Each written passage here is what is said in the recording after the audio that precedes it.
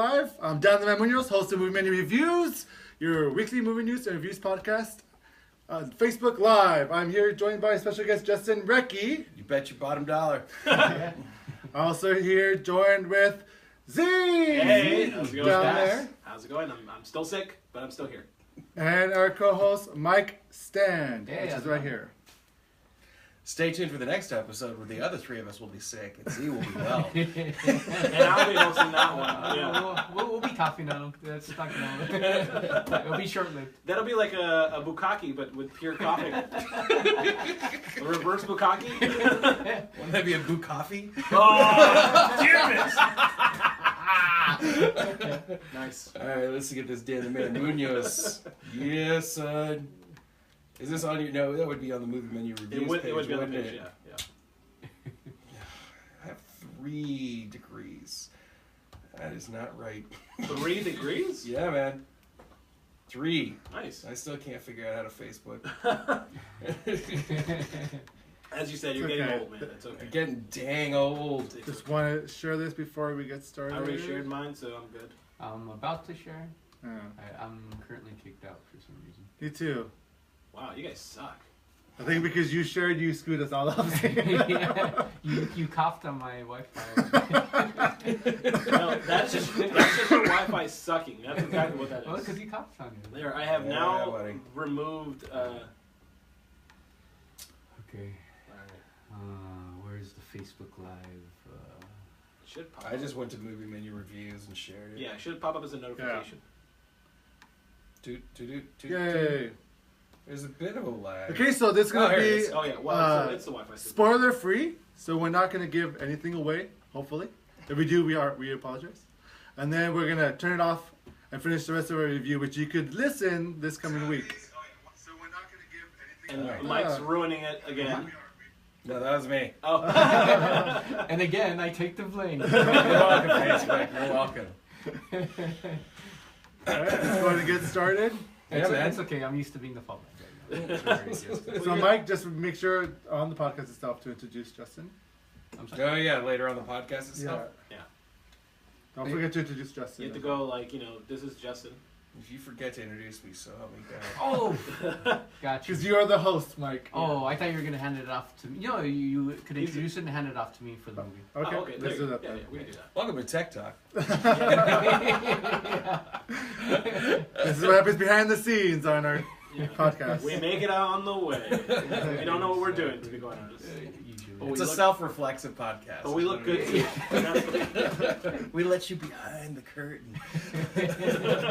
Yeah, all the editing magic, that just makes it look and sound professional. This is what it's really like. Yeah. So the movie we're reviewing is Alien Covenant. I'm going to toss the hosting duties over to my co-host, Mike Stay. Mike. So You have the power. I have the power. No. So Dan already did the introduction for Facebook, but not for the podcast. So we're gonna go ahead and do the introduction for the podcast. So we got Justin Rettke. Yes! Yay! Justin has the power. Now Justin Power is of hosting. coffee. Power of coffee. Yeah, coffee power for the hour. I don't know. and that's when I quit improv. We got Z. Thank you for coming back, Z. Yeah, thank you for having me. Yeah, man, it's kind of powering through there. Yeah, just struggling. Yeah, he's like an old weathered man. He's like, come on. Oh, I think you were let's do saying it." Yeah, lady. I was gonna say withered. I will accept withered. Both because withered well, and yeah. weathered. Yeah, there we go. Let's get going, kids.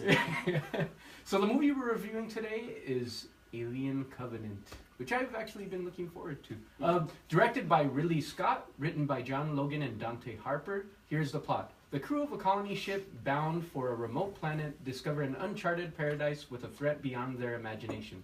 It must attempt a harrowing escape. Starring Michael Fassbender, Catherine Watterson, Billy Crudup, Danny McBride, and Damian Bashir. Now, depending on your reviews, I will decide if this movie is a dine-in, watch it in theaters, take out, wait and watch it at home, or leftovers, stick your face in an alien pod and purposely get impregnated. There you So, now whoever wins will get a point, and whoever has the most points will get to choose a segment at the end of the season. So we're going to be getting these cards for you, Justin. So if you get a point, be stamping them for Oh, you. that's right. And So you'll you get can start racking points up. Yeah, I got a remainder point from the last one. And you could potentially host your own segment. Yeah. Yeah. Or you get it's either hosting your own segment or a boba tea. Jeez, man, the stakes are high. The stakes are high. You're gonna have to take a pick. But all right, well, let's rate this movie. Guess first. Oh, so it's dine out or Yeah, so we dine in if you want dine to eat in, in theaters. dine in, take home, or Or Take take out. out if you want to Take see out. it at home. I've only been on this Or episode leftovers. several it's okay. times. Yeah, It's okay. We still get confused. Jeez. Okay. I'm actually gonna give it a dine in. Okay. all right. Yeah. I mean, it's a soft, but it's a dine in. Okay. It's like a soft serve dine. Soft serve dine in. All right. All right. It's like one of those restaurants. It's like a really low end Thai place. Even when you're sitting in it, you're kind of like, am I outside? It's like a lunch.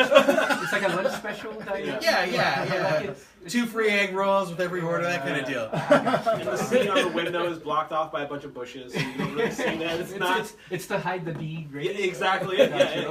okay. Z, what's your rating? This is a solid takeout for me. Solid takeout. Okay. Interesting. You gonna go leftovers? This is a solid leftovers. Wow. Yeah. So three different. Second Rick and Roll is 3 different ratings. Buckle up, ladies and gentlemen. It's about to get It's live. about to get dirty. All right. So what they did good in this film, they did a Yeah, lot. we can talk about the good. Yeah, let's talk about the good let's first, because go good I first, think that. Spoiler-free goodness, yeah. Well, Yeah. for goodness, Spoiler-free. I believe what they did, what Ridley Scott did really well in this, was the horror elements. When it got scary, it got good and it got intense, and I was feeling like, all right, you guys are fucked, you guys are done. This is not going to end well for you guys, and so.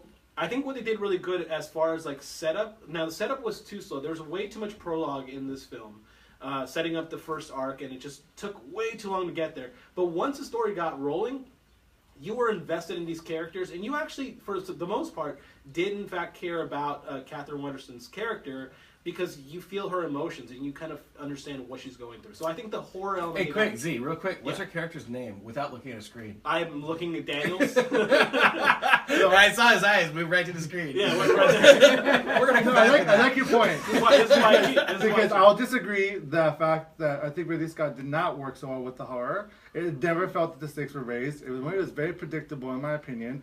And I didn't care about the characters. The only one particularly I might have cared about was Daniels. Yeah. But Daniel nowhere. No, Daniels. The Catherine Waterston character. Oh, gotcha. Not David. Danny McBride did a great job. I loved his character. But Michael Fassbender, he was also okay. But you didn't care for these characters. You didn't spend enough time with them. That's why they did a prologue beforehand. What's in the movie is so... Because they knew that you did not spend enough time with these characters, so they had to do promo material to get you invested, because this movie was lacking that. You're nodding your head at this, So Justin? I did not watch the prologue, and I agree with Dan. See, Yes. I actually I like Tennessee. I heard James Franco was in it. I was like, Yes, Yeah, he James was. I'm Franco solid. was in it. Yeah, I'm good. He was the captain. Yeah. yeah. But see, like I like Tennessee and the Daniel McBride character. I did too. I like Tennessee. I really enjoyed his character. Orem was, I thought, a very. See, But I feel like that was a choice.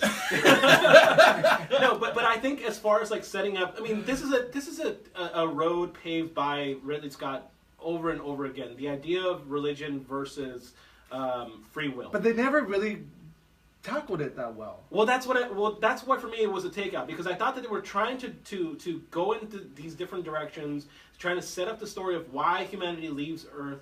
And I thought that it was an interesting way of doing it. However, when a director... It's an intellectual argument, though. Yeah, That's the problem. Yeah, when a good director makes a bad film, you kind of still enjoy the ride. And that's what I mean. Like, I still really enjoyed this. That's why I feel that it's a soft dine-in, is because when you're watching it, look, man, you're getting your money's worth in pure visuals. Oh, yeah. Okay. And especially on a big screen, you're watching it and you're like, dude, when you really think about it, you think about other people, you pick one thing. a spaceship exploding. Okay. No, just you say one thing, right? And then you think about who else would sell it that hard on a big screen when you can really see the details, and you're like, fucking Ridley Scott. Yeah. You know, See, guy the visual- doesn't stop until he gets what he wants. Yeah. That has always been his way. So is that what won you over then, ultimately, from pushing it from a takeout to a dine-in? I think that that's a big part of it for me. Like, look, I kind of evaluate things a lot on like, okay, look, are you gaining a distinct benefit from going to a big screen? Like, if you're watching this and you're like, I said the same thing about Get Out to my friends. That's a perfect example because, well, for the most of the movie, it's a very domestic drama. Yeah. There are certain moments where you're not gonna feel the maximum intensity, the potential of the story experience, unless you're in a movie theater watching it on a big screen in the dark. Interesting. You know what I mean? Like, you're just not gonna get it. You're never gonna understand what makes that movie so powerful. Okay. Yeah. That's why for Alien Covenant, I recommend number one, the visual effects are gorgeous. They are. They're- Well, I think that depends. Minus the xenomorph. Yeah, I was think. gonna say, however, there's a which- new type of The- xenomorph. no, but the visuals are beautiful. It's hard the to describe surrounding that is great. without spoilers. But the xenomorph. Well, could use some work. Okay. But to talk about the CGI work, I think it depends on the theater you go to. I really do. Okay, Because well- I got a really bad experience while watching it. I can tell that the CGI wasn't done right. Where'd you see it, Z? I saw it at an AMC. That's your first mistake. I mean, but that's like I that's agree. one of the things. Is I like agree. your impression could be that the CGI was not done right, but like let me tell might you, be the that could be frame. the gamma Yeah. setting on the projector. Yes. If people are not setting the projector up right, they can make CG look like Yeah. real easily, Yes. just out of But, laziness. but Interesting. from what they did with Prometheus, with Ridley Scott, where he advanced the technology and that visually in Prometheus, I saw a movie in IMAX 3D and it was gorgeous. Oh, you saw this? Okay. And whether Oh, no Prometheus. Prometheus. Oh, I see. This movie was not offered in IMAX. This movie was not offered in 3D. This movie was just straight out 2D, regular format, a regular screen. So just The because three- I probably wouldn't cut it. With I saw IMAX. Prometheus But I was in just- 3D as well. I So saw it I'm in like IMAX. surprised Oh. that they went backwards with the technology, and whereas Prometheus and this basically this movie continues on where Prometheus It left is, off. yes. But technology and visual wise, it does not add up to the first movie, which is interesting because usually they want to do more and more and Pure more. It's tech. kind of with the technology, and they did it in this movie, which I thought was very odd and very That weird. is a very Well, I was trying to it find- I could was be trying to look- budgetary. It could Yeah. be. Or I mean, like, listen. Here's the thing. A lot of people went to. I can tell you this from experience because I was very excited about the 3D in Prometheus because Ridley Scott's Scott Free actually purchased a 3D company Damn. just so that they could use the technology in order to shoot Prometheus, and it showed. If you went and saw it in 3D, it's the only good 3D movie It's I've so ever seen. good Wow. in 3D. It's incredible because The movie itself, though. Yeah, story-wise, well, but- we're not but here visually, reviewing yeah. Prometheus because that's gonna be, Facebook will crash. But like, yeah, like, when and listen, I wasn't like, woo, I gotta see this in 3D, and what you would in this way, it wasn't even released in 2D in 3D. But I mean, So it's there's a lot of choices you can make as far as also you're talking about we're in different eras. I mean, like, pretty much anything that comes out. That was back when studios were going to allow a few people like Ridley Scott to shoot in stereoscopic. They're not doing that anymore, man. They're not paying that money because it's super expensive, it's super time consuming. Yeah. Anything that comes out that's come out in the last couple of years, I think with maybe very few exceptions, has been post converted 3D. Well, I also It's think not it's because shot 3D at all. Also because I think the Prometheus got, panned by Bad- critics. Oh, yeah, they got- So they they probably got- didn't want to spend the money and on it. let's also just in case. remember that Ridley Scott got removed from the Aliens franchise, and it was originally going to be given over to the director of Elysium, Yeah, it was Neil Blomkamp. Neil Blomkamp. And instead of that happening, because The Martian. Ridley Scott pulled, he pulled it off with The Martian, he was given back the option to do Covenant. So there is a lot of issues with risk, and I think that was probably this film's failing, is that risk was there. And I think ultimately for what really did ruin this film for me, I can't talk about it. It's in spoilers. Okay. Yeah. But we'll say. But what I can say is that it sets up this great idea, and then it ruins it in the last act. It is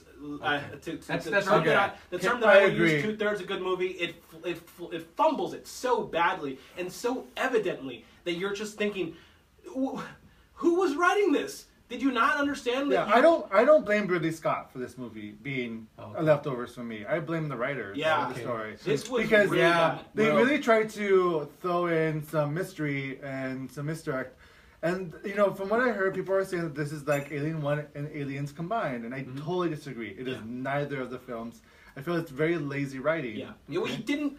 Okay, so Can I jump in here real I was quick? gonna I would ask. argue that, look, I think that there's Please argue. there's a catch-22 as far as like saying it was the writers, it was the director. Here's the straight fact of the matter. Every Alien movie is 10 Little Indians. Yeah. Okay? Right. It is a classic structure of 10 Little Indians.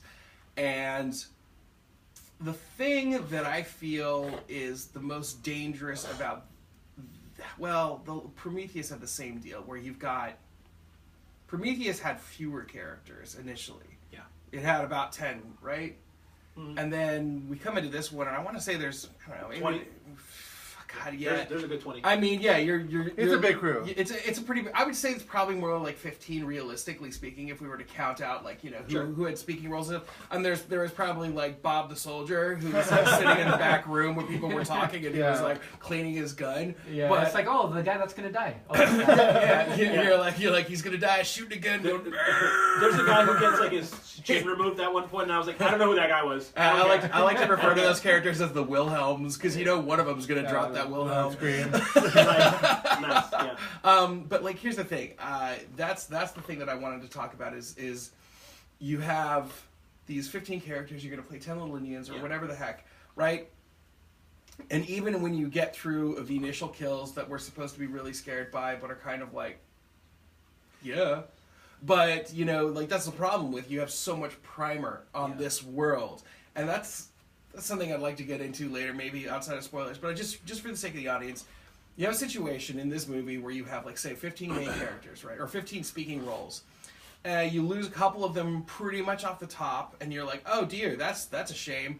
And then you lose 2 or 3 more, really in rapid succession, and you have a situation where the crew's split, so you have some of the characters are in one location and some of the characters are in another location, and they're dealing with different circumstances. And then you add a character or characters into that, and you guys are starting to pick up now probably where you get this character soup of wait a minute, how much screen time can even a main character have? Sure. When you have this many people with speaking roles, and you've got to like cut back and forth, you're like, all of a sudden you realize you're like, you literally have no time to spend, and that's a big problem as far as I'm concerned. Which is funny because I feel like it crippled this movie in a certain way. But it's funny though because what you just described right now is a movie of a poster that I'm looking at right now. It's Kong Skull Island. You basically described the same movie of Kong Skull Island. Yes. But for that movie, for me, it works. Because I actually cared about the characters that were invested. And plus King Kong itself, I it's really funny. loved. It's funny. No, I disagree with you on that. No. You did not care about any of those guys I didn't give a crap about any of them. I did. Even some of my most favorite actors, I was like, man, I cared really about hope Samuel that's a Jackson, great and I cared boat. about King Kong itself. I cared about a I didn't side care about the character xenomorphs. in Kong. That's it. I didn't care about anyone in this movie. So it's just funny though. It's like the same type of formula. But for me, it worked in one movie and it didn't work in this one. See, I felt that Daniels in this movie was a more compelling character than Elizabeth, the Dr. Elizabeth I was gonna say from yes. Prometheus, just because I agree. You're like, okay, number one, they didn't make this, this big. She wasn't this just like, oh, this is a god and blah blah. I love the Billy Crudup's. I like that. Right, that was good. But they didn't go anywhere with it, for me at least. I disagree. That was where you and I disagree strongly, is about the conclusion and like the whole issue of like God's creation, etc. Yes. And I think for the most part, I think to add to the 10 Little Indians thing you were describing, to add to the problem with this film as well, is the fact that I kind of feel like Ridley Scott needs to keep creating this mythology around the xenomorphs. And so by doing all of that, this film feels overwhelmingly like it's trying to do too much. And it's not. I agree. And it's not investing enough in the important things, which is a Ripley. You need a Ripley character to really care about. Daniels was good. I liked her character. However, it wasn't as good as like Ripley when you get to Alien and you get to that final scene where you're like, she is now going to kick this alien's ass. I didn't really buy it as much. And I felt like they really messed up the mythology for Aliens. Did they? I gotta agree really with messed that. up That's a spoilers conversation. Let's Yeah, go I on think. for spoilers. Yeah, but also, so the end of Prometheus, it's not spoiler. It says, well, you can spoil it for Prometheus. yeah, for Prometheus. Well, at the end of Prometheus, they Elizabeth Shaw and David, that's just ahead, they decided to go to the engineer's planet. Yes. So we kind of see like a little thing in so this the movie. idea is that they're going to go find the creators of the universe. But they don't. Or at least of human beings. Yes. Right. You just I feel like they leave more questions than answers. So In Prometheus or both for both movies. I don't want to they're kind of both. spoil it. They both feel like both the endings of both movies feel like hook episodes on like a 10 or 12 episode That's good. season. There's supposed to be a Yeah, third that's movie, a very good description of this. but it's like It's a TV show. another type of setup. Yeah. I guess. So.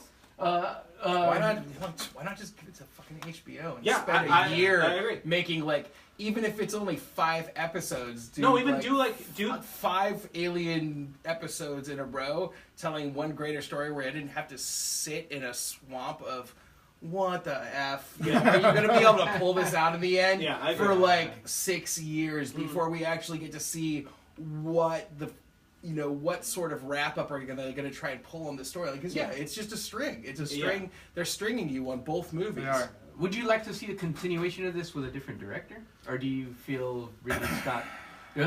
For example, Neil Blomkamp. I'm gonna give it that choice. No, honestly, I think the answer for me is no. Just because we've seen one person, James Cameron, do it right, and everybody else has gone full bore Butterfingers. Yeah. It's just been a mess. I mean, some people argue that the super secret director's cut of David Fincher's 3. I'm like, the super secret director's cut of I don't give a crap. Like, it's still an incoherent mess with a bunch of bald, angry dudes and some really extreme anamorphic lens use. Like that's what that movie is. Does that to mean me. after Avatar is done, all the sequels, would you want to see James Cameron do? No, I think A after third the 2030 or I just want to see James Cameron just like spend the money and just go to the moon or something and be like, Cameron on the moon! Like, I want to see that documentary after he gets whatever money he gets out of, he wrings out all the suckers' pockets. Yeah. So anyways, as far as that is concerned, I think the visuals are really amazing to watch. I think there is a solid 2/3 of a good film in this. But overall, like, is it a theatrical experience? I agree. It's beautiful to watch, but I think I can get the same experience at home. Let's go ahead and head want into the spoilers? spoilers. Yeah. Okay, let's go and move on to spoilers. There you go. All right, Facebook. Thank you very much for Thank you everyone watching. Thank you. the spoiler free. But we're gonna stop the video now so we can get to spoilers. Yes. All right. You're so close to getting spoilers, but So it's when the main character dies.